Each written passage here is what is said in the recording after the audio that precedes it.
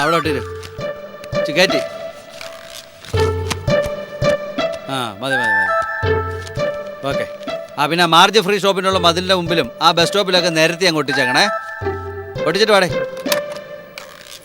ബാലപ്പ, ഈ രാഷ്ട്ര പുനർനിർമ്മാണം എന്ന് വെച്ചാൽ അത് നിനക്ക് ഇതുവരെ അറിഞ്ഞൂടെ? ഇല്ല. ശരി, പറഞ്ഞുതരാം.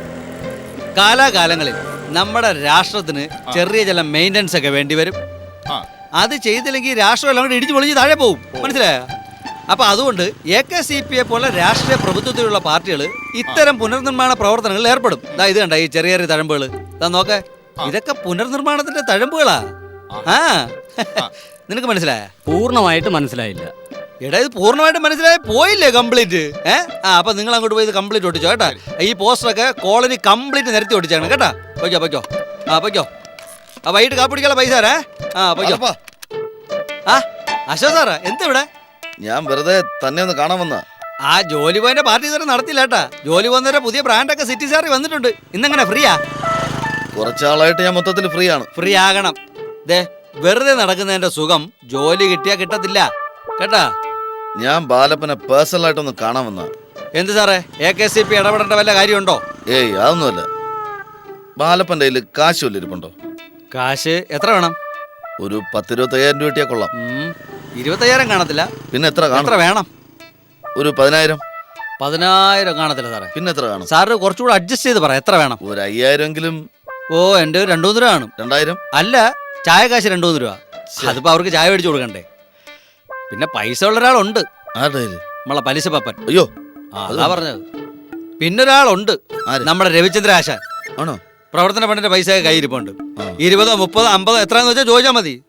അതൊക്കെ തരും. പക്ഷെ ബാലപ്പൻ കൂടി പറയണം. ഞാൻ ഇന്ന് തന്നെ വിളിച്ചു പറയാം. എന്നാ പിന്നെ ഞാൻ കൊണ്ട് നിൽക്കട്ടെ, പോസ്റ്ററൊക്കെ ഒട്ടിക്കാറുണ്ട്. ശരി.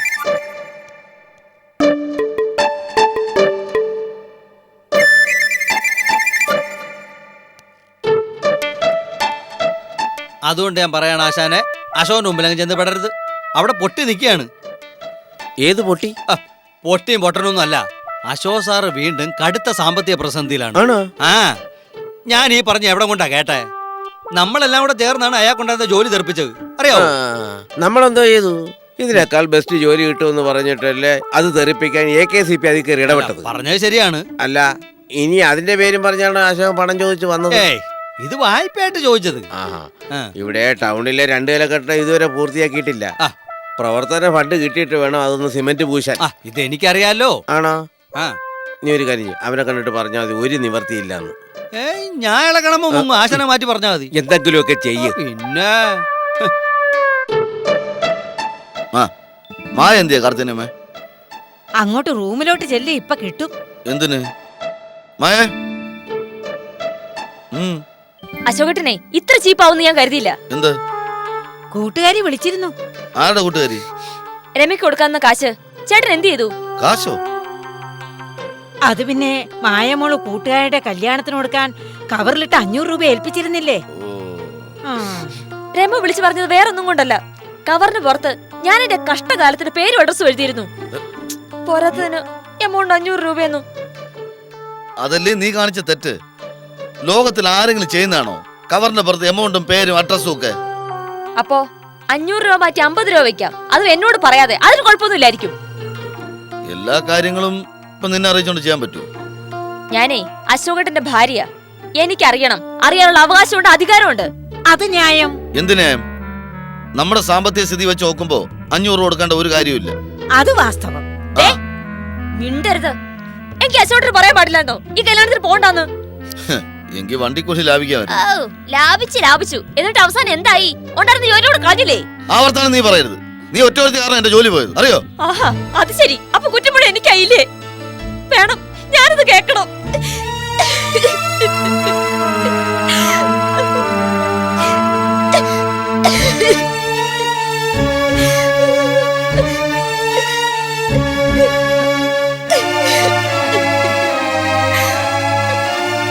ഇത് നിന്റെ സ്ഥിരം പരിപാടിയാ.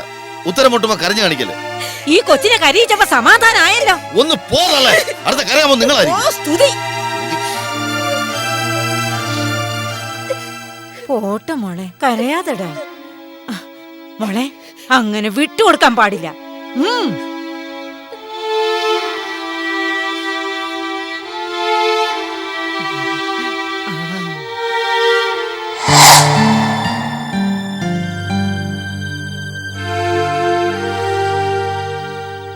അശോക് സാറേ, ഊണ് വിളമ്പി വെച്ചിട്ടുണ്ട്, വന്ന് കഴിക്ക്. നല്ല വിശപ്പില്ല. അല്ല, ഉച്ചയ്ക്ക് ഒന്നും കഴിച്ചില്ലല്ലോ. കാർത്തിയാണേമ്മ കഴിച്ചിട്ട് കിടന്നോളൂ. കാർത്തേനമ്മേ, കാർത്തേനമ്മേ. ആ കിടന്ന് കാറുന്നു. കാർത്തിയാണേമ്മ ചെല്ല്.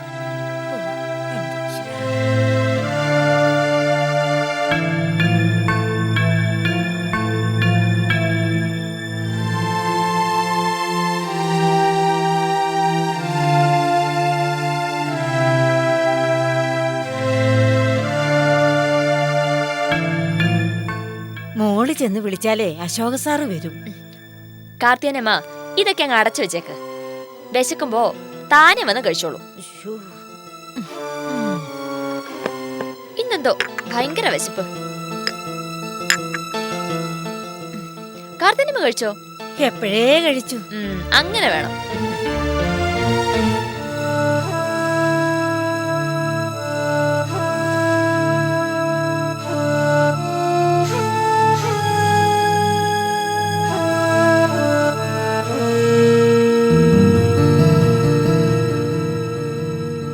ഡൈനിങ് ടേബിൾ ആഹാരം എടുത്ത് വെച്ചിട്ടുണ്ട്, വേണ്ടവർ കഴിക്കാം.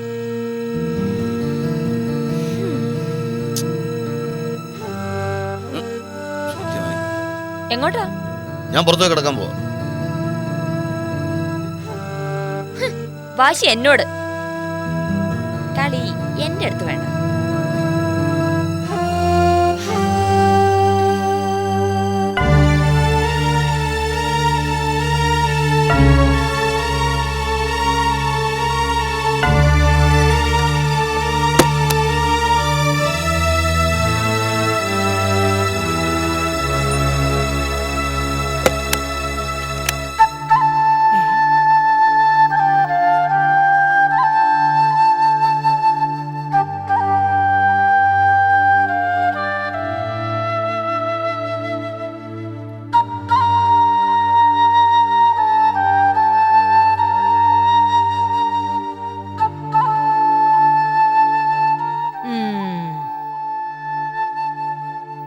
ഈ കുടുംബ കട്ടിയും പൊടും അടങ്ങുമെന്നാ തോന്നുന്നത്.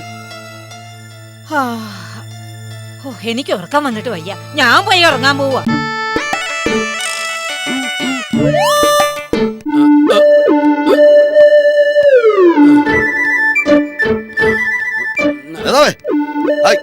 ഞാൻ അശോന. എന്താ തപ്പുന്ന? അത് ഒരു മോതിരം ഇവിടെ പോയി. പിന്നെ 8 പവന്റെയാ, ഈ വെള്ളി കിടന്നതാ. വിരളിനി ഒഴിഞ്ഞിടക്കുന്നത് കാണുമ്പോഴാ വിഷമം. അല്ല എന്ത് പറ്റി? മോതിരം കളഞ്ഞു പോയെന്നേ. അയ്യോ, 8 പവന്റെ മോതിരോ? ഞാൻ കൂടെ തപ്പാം. വേണ്ട, പോയത് പോയി. എത്രയോ പോയിരിക്കുന്നു. പിന്നെ ഞാൻ വീട്ടിൽ വന്നിരുന്നു. എന്തിന്? ബാലപ്പനോട് ഞാൻ ഒരു കാര്യം ബാലപ്പൻ അവനെ തിരക്കി ഞാനും ഇറങ്ങിയത്. AKCPയുടെ കയ്യിലെ 5 പൈസ എടുക്കാനില്ലാതെ വന്നപ്പോഴാ പ്രവർത്തന ഫണ്ട് പിരിവ് തുടങ്ങിയത്. ആ ഫണ്ടിൽ നിന്ന് ഒരു 25,000 രൂപ. 25,000 അല്ല, 40,000. അത്രയൊന്നും വേണ്ടായിരുന്നു. അത് പറയരുത്. വേണ്ടായിരുന്നു, പക്ഷേ അത്രയും തോണ്ട അവ മുങ്ങിയത്. രാവിലെ ഇതാ മൊബൈൽ റീചാർജ് ചെയ്യാൻ വേണ്ടിയിട്ട് പ്രവർത്തന ഫണ്ടിൽ കൈയിട്ടപ്പോൾ 5 പൈസ എടുക്കാനില്ല. 5 പൈസ എടുക്കാനില്ല. എന്റെ ഒരു ഗതികേടേ. അശോക് സാറേ, സാറിൻ്റെ ഒരു 330 രൂപ എടുക്കാൻ കാണുമോ? ശരി, അപ്പൊ കാണാം. കാശ് വാങ്ങിക്കും, അത് എന്റേന്ന്. നടന്നത് തന്നെ.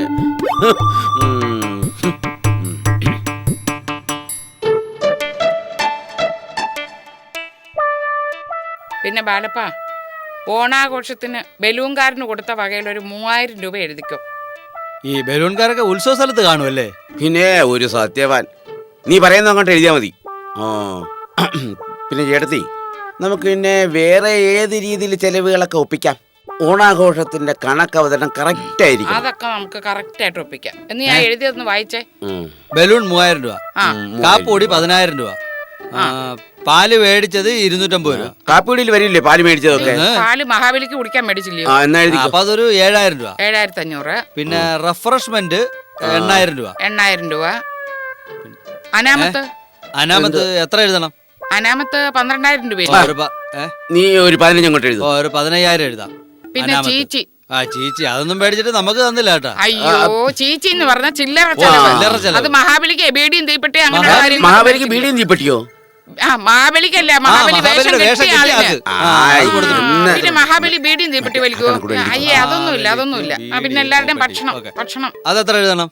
അതൊരു 18 രൂപ എഴുതി. 18,000 രൂപ അല്ലേ? ബീഡി വലിക്കല്ല, തിന്നുകയായിരുന്നു. ആ അത് അതില്ലേ? ഒരു റൗണ്ട് ഫിഗർ ആയിട്ട് 20 രൂപ എഴുതിക്കോ. നമുക്ക് 3 പേർക്കായിട്ട് ഷെയർ ചെയ്തെടുക്കാം. ഓക്കേ. അതെ, ഈ വരവ് ചെലവ് കണക്ക് നമ്മൾ എഴുതിയതേ പെണ്ണുങ്ങളൊന്നും അറിയരുത് കേട്ടോ. ഏതായാലും ഞങ്ങൾ പറയാൻ പോകുന്നില്ല, ചേട്ടത്തി പറയാം. ഞാൻ പറയത്തൊന്നുമില്ല. ഓ ഓണം. ആരാ? ആ. ആ. ഹലോ, ചേച്ചി ഇത് ഞാൻ അശോകന. ആ അശോകനാണോ?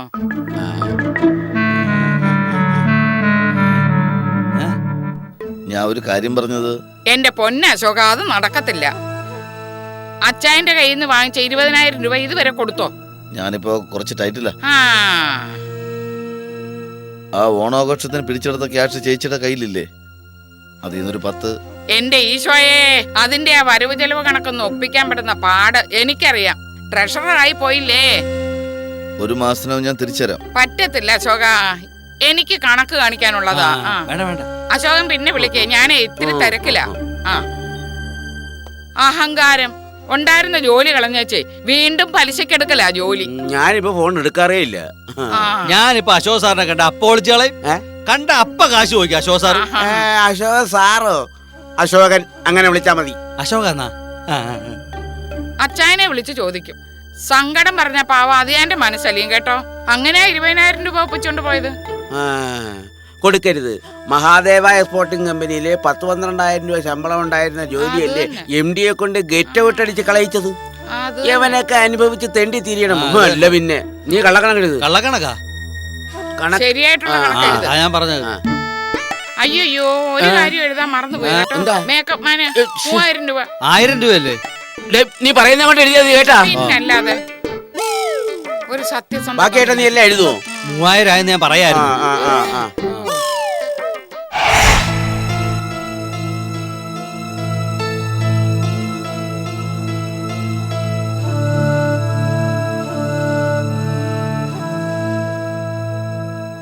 മോളെ, ഇത് അശോക് സാറിന്റെ ഡ്രസ്സാ. ഇതുകൂടി അലക്കാനിട്. ഇടേണ്ട ആൾക്കാരെ തന്നെ അങ്ങ് അലക്കിയാ മതി.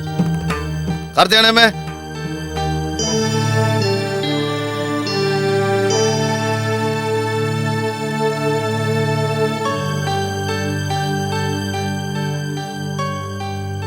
അതവിടെ ഇട്ടേക്ക്, ഞാൻ കഴിക്കോളാം. ഒരു വാഷിംഗ് മെഷീൻ മേടിക്കണം. ഹ, എന്തിനാ? അലക്കാനും പൊടിക്കാനും തൂക്കാനും ഒക്കെ ഞാനുണ്ടല്ലോ. ഇതെല്ലാം ഉള്ളിടത്തേക്ക് എന്നെ കെട്ടിച്ചു വിട്ടാനെ. ഇനി പറഞ്ഞിട്ട് എന്താ കാര്യം? അത് പറയല്ലേ മോളെ. മോളുടെ പ്രസവ സമയത്ത് മോളുടെ സഹായത്തിന് 2 പേരെയല്ലേ അശോകൻ സാറ് ഇല്ലാത്ത കാശ് കൊടുത്ത് ഇവിടെ നിർത്തിയത്. കേട്ടല്ലോ, ഇതാണ് ഇപ്പോഴത്തെ പെണ്ണുങ്ങൾ. അതുവരെ ചെയ്ത എല്ലാ ഉപകാരങ്ങളും മറക്കും. അല്ല, ഞാനിത് കേൾക്കണം. ഒരു ജോലിക്കും പോവാതെ സുഭിക്ഷമായി ജീവിക്കാനുള്ള എത്രയോ ബന്ധങ്ങൾ വന്നാണ്.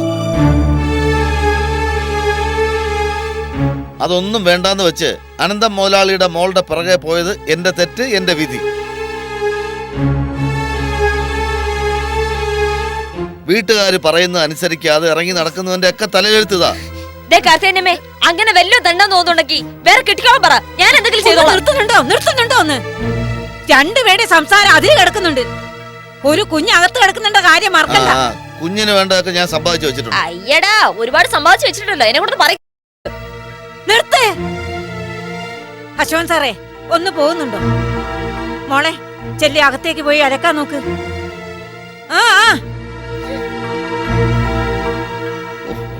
അശോകൻ സാറേ, അശോകൻ സാറിന്റെ അലക്കാനുണ്ടെങ്കിൽ ഞാൻ അലക്കി തരും. ഈ കാർത്തിയാനിയമ്മ. നിങ്ങൾ അലക്കായിരിക്കും, എന്താ വെച്ചാ.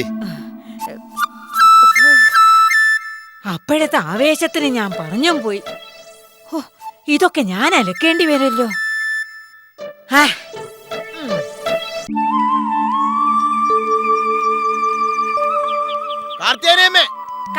അവിടെ ഒന്ന് നിന്നേ.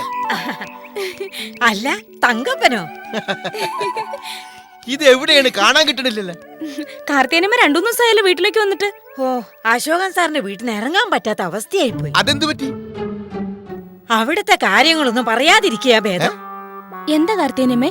രണ്ടും കൂടി ഇപ്പൊ മുഖത്തോട് മുഖം നോക്കിയാ കടിച്ചു കയറാനുള്ള ഭാവത്തിലാ. അശോകൻ സാർ ഇപ്പൊ പുറത്തുനിന്നാ ഭക്ഷണം കഴിക്കുന്നേ. അതിനിതൊക്കെ കാരണം? ഒരു വീട്ടിലെ കാര്യം മറ്റൊരു വീട്ടിൽ പറഞ്ഞുകൂടാന്നുള്ള പോളിസിക്കാരിയാ ഞാൻ. അയ്യോ, അതൊരു പുതിയ പോളിസിയാണ്. പറയേ. പറഞ്ഞല്ലേ. എന്തായാലും പറയാം, ആ MD ഗെറ്റ് ഔട്ട് അടിച്ച് ജോലി പോയ അന്ന് മുതൽ തുടങ്ങിയ പ്രശ്നങ്ങളാ. അതാണോ പ്രശ്നം? അത് മാത്രമല്ല, കഴിഞ്ഞ ആഴ്ച ഞങ്ങൾ ഒരു കല്യാണത്തിന് പോയിരുന്നു. മായമോളുടെ കൂട്ടുകാരിയുടെ കല്യാണം. ആ കൊച്ചിന് കൊടുക്കാൻ വെച്ചിരുന്ന 500 രൂപ അശോകൻ സാർ അടിച്ചു മാറ്റി. എന്നിട്ട് ആ കവറിനകത്ത് 50 രൂപ എടുത്തു വെച്ചു. എന്നിട്ട് മായ അതറിഞ്ഞോ? അറിഞ്ഞു. അതാ പ്രശ്നമായത്. നിങ്ങളൊന്ന് അതുവരെ വരണം. ഇതൊക്കെ സംസാരിച്ചാൽ തീരുന്ന പ്രശ്നങ്ങളല്ലേ ഉള്ളൂ. ഞങ്ങൾ വരാം. പക്ഷെ ഒരു കാര്യം, അവിടുത്തെ പ്രശ്നങ്ങളൊന്നും ഞാൻ മുഖാന്തരമാ അറിഞ്ഞതെന്ന് പറഞ്ഞേക്കരുത്. ഇല്ല. ഞാൻ പോയിക്കോട്ടെ. നമുക്കെന്തായാലും അശോകനെ മായനെ പോയി കാണാം. ഈ ദമ്പതികൾ തമ്മിലുള്ള ഒത്തുതീർപ്പിന് പോകുക എന്ന് പറഞ്ഞാൽ നല്ല ഹരമുള്ള കാര്യമല്ലേ?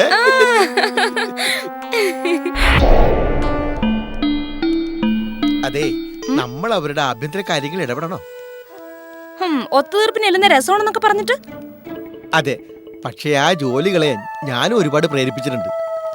അതിന്റെ ഒരു പ്രേരണാ കുറ്റബോധ എനിക്കുണ്ട്. അപ്പൊ തീർച്ചയായും പോണം. കുറ്റം അശോകൻ സാറിന്റെ പക്ഷത്താണെങ്കിൽ കാര്യങ്ങൾ പറഞ്ഞ് മനസ്സിലാക്കി കൊടുക്കാനുള്ള ധാർമ്മികമായ ഉത്തരവാദിത്വം തങ്കപ്പെട്ടനുണ്ട്. അപ്പൊ പോകല്ലേ? എന്തായാലും പോണം. രണ്ടുപേർക്കും നല്ലൊരു കൗൺസിലിംഗിന്റെ ആവശ്യമുണ്ട്. കൗൺസിലിംഗ് കൊടുക്കാൻ നീയാര് കൗൺസിലർ? പറഞ്ഞ സ്ഥിതിക്ക് ഒന്ന് പോയി കാണാം. എന്താന്ന് വെച്ചാ സംസാരിക്കാം. വാ.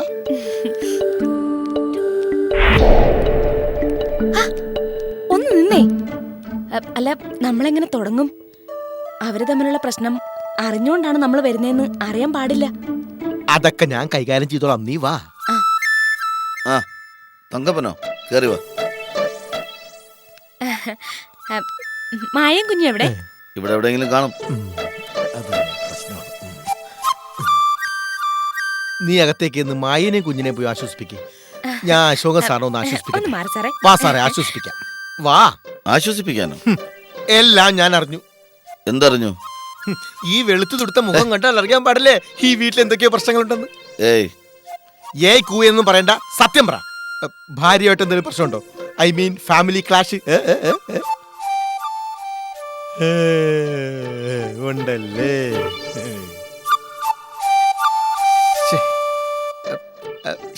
ഒരു പുരുഷനെ മറ്റൊരു പുരുഷന്റെ ഹൃദയവേദന മനസ്സിലാക്കാൻ പറ്റും. ഡിഗ്രിക്ക് സൈക്കോളജി മെയിൻ എടുത്തു പഠിച്ച ഒരാളെന്ന നിലയിൽ ഞാൻ ചോദിക്കുകയാണ്.